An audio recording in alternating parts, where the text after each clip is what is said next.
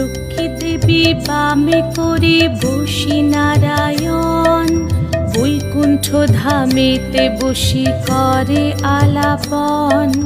হেন কালে বিনা হাতে আসি মুনিবর, হরি গুণ গানে মত্ত হইয়া বিভোর।